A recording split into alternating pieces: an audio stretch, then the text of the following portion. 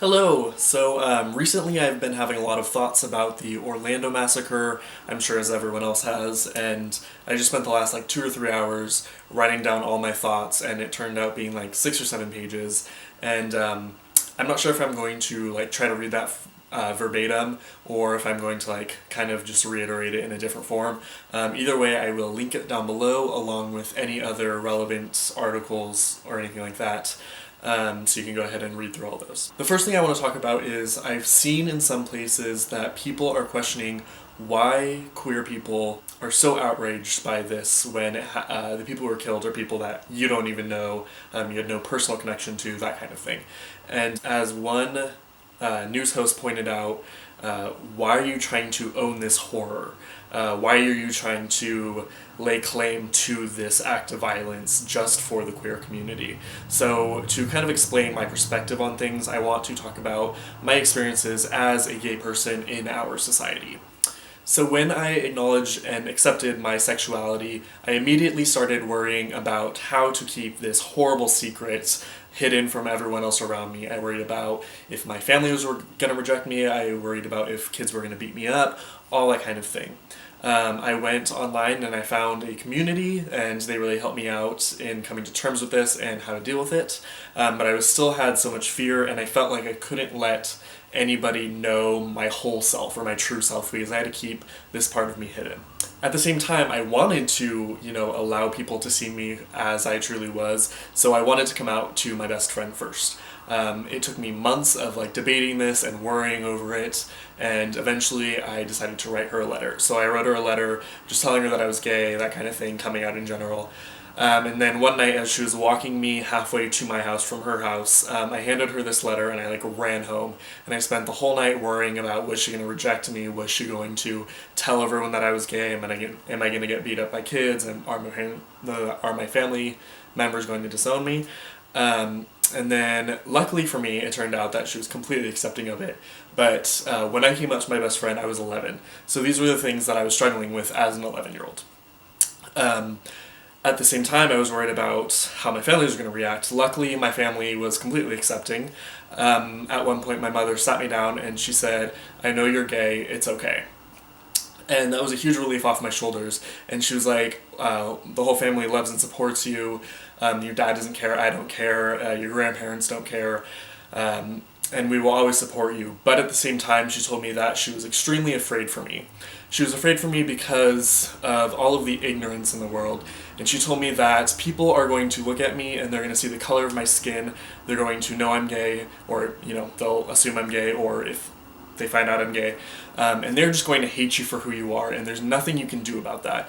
There's nothing you can do about how these people were raised in ignorance. You can't do anything about how they feel.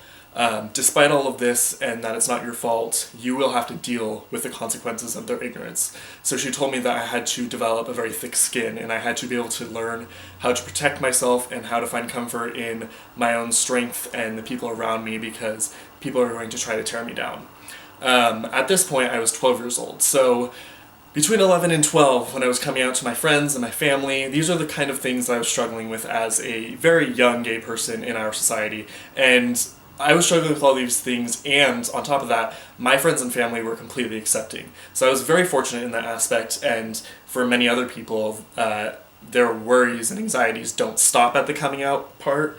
They go further because they do not get a warm response like I did. So something that's really hard to explain to cisgender straight people is what it's like to walk around in public as you are, as just your own person. How it feels to walk around knowing that at any moment someone could hurt you for just being who you are. Now I know that women, people of color, any other type of marginalized or oppressed group have similar experiences, and I'm not saying that queer people are the only people who experience anything like this, but I think that each group has kind of different distinct experiences in this regard, so I kind of want to explain what it's like for queer people.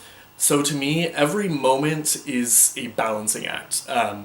It's balancing thinking about the consequences of other people's ignorance and not wanting to let other people's ignorance dictate my life.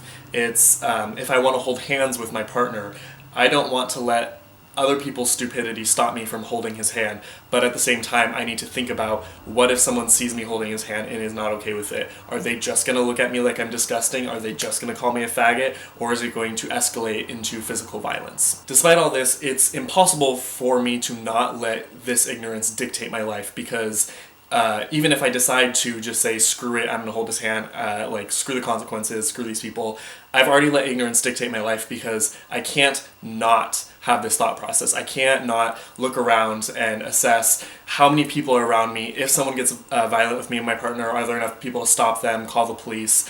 I have to look at how many friends are around me, and is there going to be safety in numbers? If I'm surrounded by friends, are there going to be enough people there to protect me from someone's ignorance? Or am I putting my friends in danger because if someone decides to get violent, my friends are going to be in the middle of it?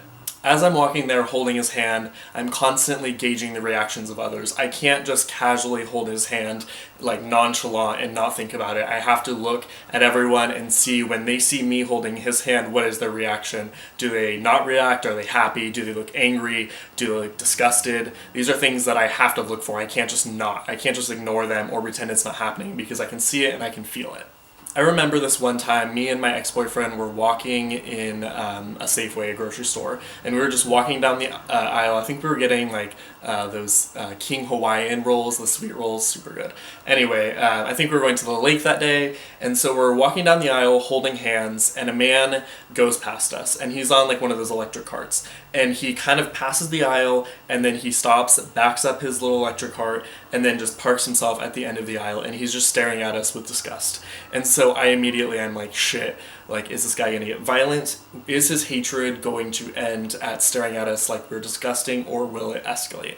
So we continue to walk down the aisle, and he just stands there, and, well, he sits there, and he just stares at us. And then we walk past him, like, tense, and is this gonna escalate? But all that happened was he stared at us like we were disgusting. But, like, it's sad that I'm saying that all that happened is he stared at us like we're disgusting. Like, he was staring at us like we were disgusting, but, like, it was like, thank God he didn't do more. So these types of encounters are something that we have to deal with all the time. When I went to prom with my ex-boyfriend, we went to the tux shop and we were looking for tuxes, and the employee asked us, are there any dresses you're trying to match? And we just said, like, we're each other's dates, so we just need to match each other. And the employee, like, didn't, like, look at us like we're disgusting or anything like that, but at the same time, like, we could just see and feel everyone's heads like snap towards us and like stare at us as we are trying to just like buy some tuxes. So it's like a constant, we're always like the center of attention if you're out with a partner, and there's no getting away from that. When we were on the dance floor at prom, we had to like weigh out, we want to dance, but like if we're gonna grind on each other, people are gonna be like disgusted by us and make comments, but like, do we stop them? Like, do we stop what we want to do because of other people? Luckily, we had friends that were surrounding us, and nothing really bad happened except for like disgusting looks, whatever. But I later found out that as we were slow dancing and I was asking him to officially be my boyfriend, people that I had gone to school with for years and called my friends were making comments like, I don't care that they're gay, I just wish they wouldn't do that in public, I don't want to see that. And so, like, these experiences are marred by the fact that people I called my friends were saying that they accepted me, but me kissing him or putting my hands around his waist were disgusting acts that they were really offended by seeing.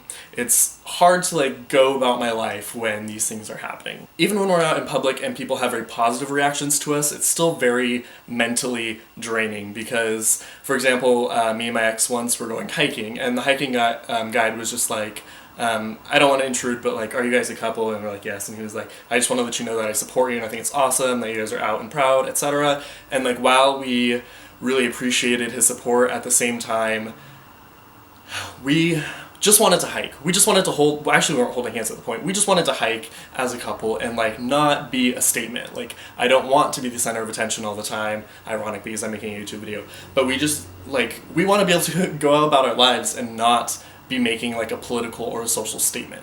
So this kind of like microaggression, constant mental battle when you're out in public with someone or without is part of the reason why sanctuaries like gay clubs and Pride are so important to some of us.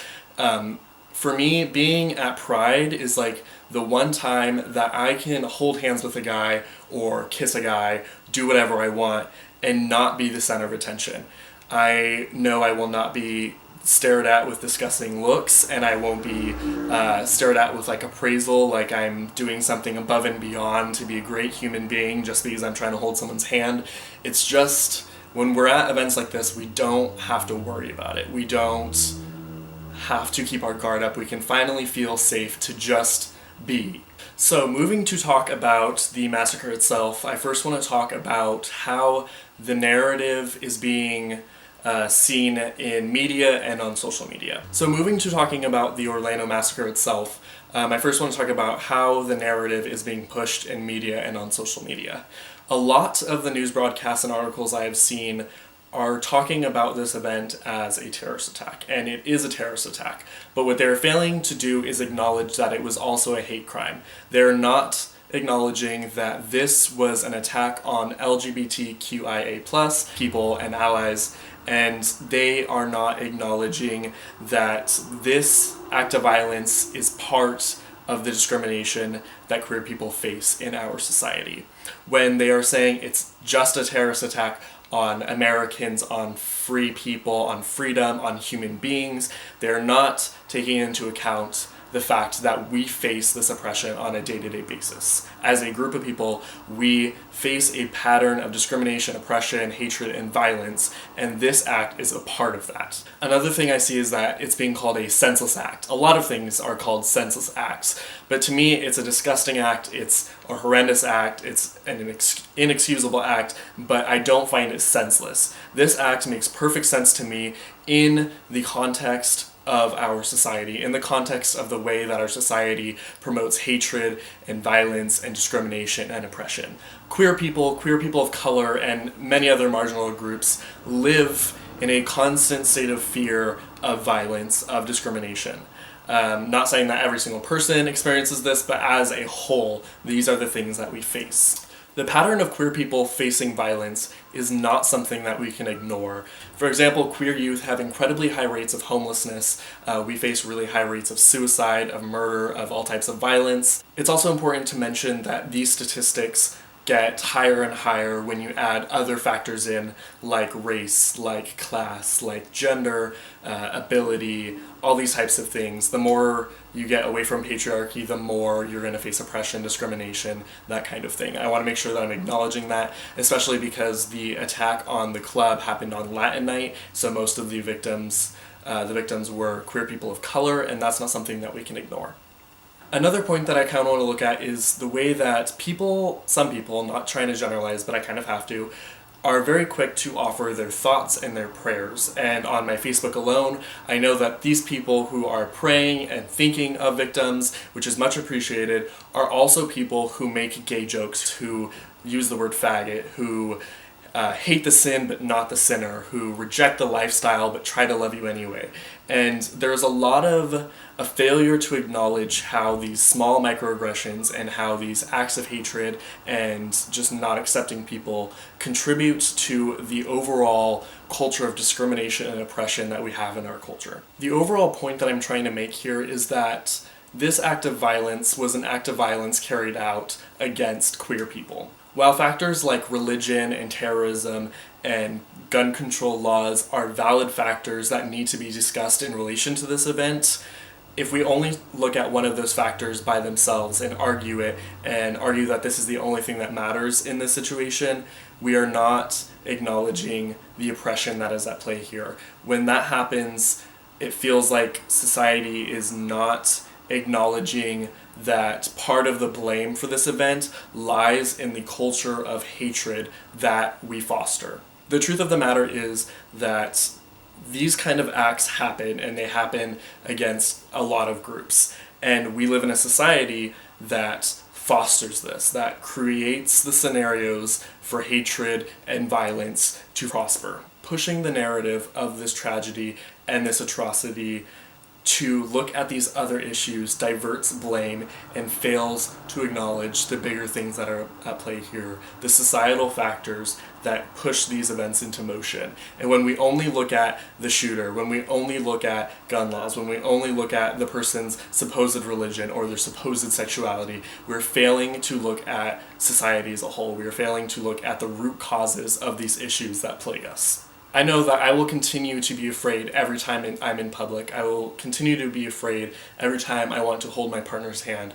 I will continue to be afraid for my friends, for other queer people, for other people of color. I will continue to be afraid for Muslims and all Arabic people who will face persecution for acts that they did not commit, that they do not condone, and that they had no part of. I will continue to be afraid to live in a society that fosters hate and refuses to acknowledge its own faults.